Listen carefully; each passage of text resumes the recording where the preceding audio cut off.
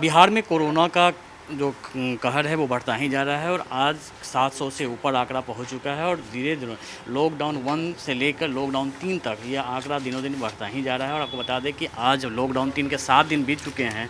इस दौरान भी अभी आंकड़ा 700 के पार पहुंचा और सबसे ज़्यादा जो केसेज आ रहे हैं वो उन लोगों के आ रहे हैं जो प्रवासी बिहारी थे।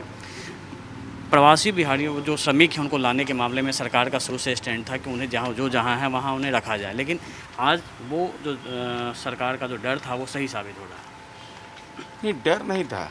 सच्चाई मिनिस्ट्री ऑफ होम का जो गाइडलाइन था वो हम बता रहे थे। जब नीतिगत बदलाव हमारे अनुरोध पर हुआ, ट्रेन का परिचालन प्रारंभ हुआ, तो ये स्वाभाविक रूप से चुनौती है, लेकिन हमारा मरीज स्वस्थ होने का दर जो है वह भी बेहतर स्थिति में 50.86% है।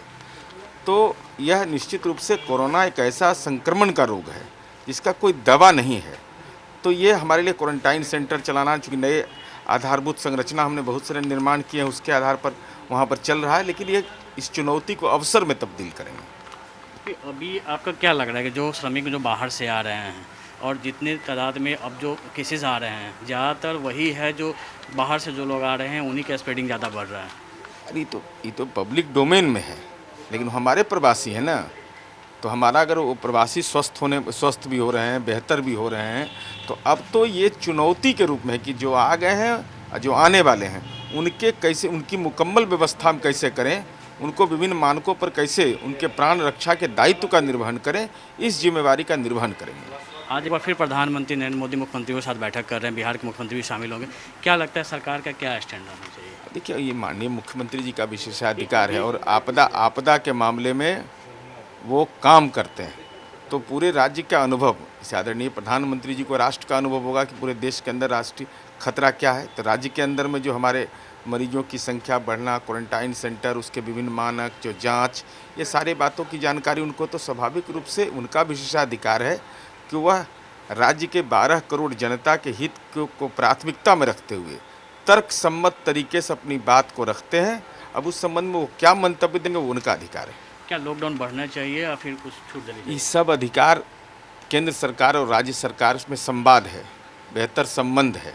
तो केंद्र सरकार राष्ट्रीय खतरे का एहसास करती है, राज्य सरकार राज्य के अंदर का एहसास करती है, तो उसके आधार पर जो भी निर्णय होता है, हम लोग जो नियम का है, नियमानुकूल काम करने के लिए जाने जाते हैं। एक बार फिर से जो श्रमिक स्पेशल ट्रेनें हैं चल जाने के बाद अब जो है 300 स्पेशल ट्रेनें चलाई जाएंगी, जिससे लोग जो बाहर फंसे वो लोग आएंगे। इसके लिए क्या तैयारी है सरकार की? देखिए, राज्य सरकार जो जानकारी मिल रही है, त्यों तो चूँकि यह प्रतिदिन होने वाले घटनाक्रम के आधार पर होता है और माननीय मुख्यमंत्री जी प्रतिदिन समीक्षा करते हैं और निर्देशित करते हैं। तो स्वाभाविक रूप से जो भी जानकारी मिलती है विभिन्न राज्यों से, केंद्र सरकार से, तो हमारे पदाधिकारी उसको संग्रहित कर करके और माननीय मुख्यमंत्री जी के निर्देशन में ये सारी कार्यनीति तय की जाती है।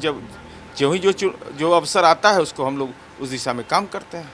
पत्रकारों को भी आज यहाँ टेस्ट हो रहा है, दूसरे जिलों में भी क्या यह व्यवस्था होगी? जो निश्चित रूप से इसकी भाई, जब जहाँ भी टेस्ट का केंद्र है, जो लोग जाना चाहेंगे, चूँकि दिन भर रहना भी वहाँ है, तब कितना लोग अपना समय निकाल कर जितना देंगे समय, उसके अनुसार निश्चित रूप से सरकार उस दिशा में कार्यरत रहेगी। हमारे साथ थे बिहार के सूचना जनसंपर्क मंत्री नीरज कुमार, जिनका साफ तौर पे कहना है कि सरकार अपनी तैयारी कर रही है और आज जो मुख्यमंत्री के साथ जो बैठक होनी है उसमें भी बिहार सरकार अपनी तैयारियों को लेकर बोलेगी और जिस तरीके से जो श्रमिकों का मामला है, जो संख्या बढ़ती जा रही है, उसको लेकर भी विस्तार से चर्चा होनी है। कैमरामैन सनी के साथ अमिताभ ओझा, पटना न्यूज़ 24।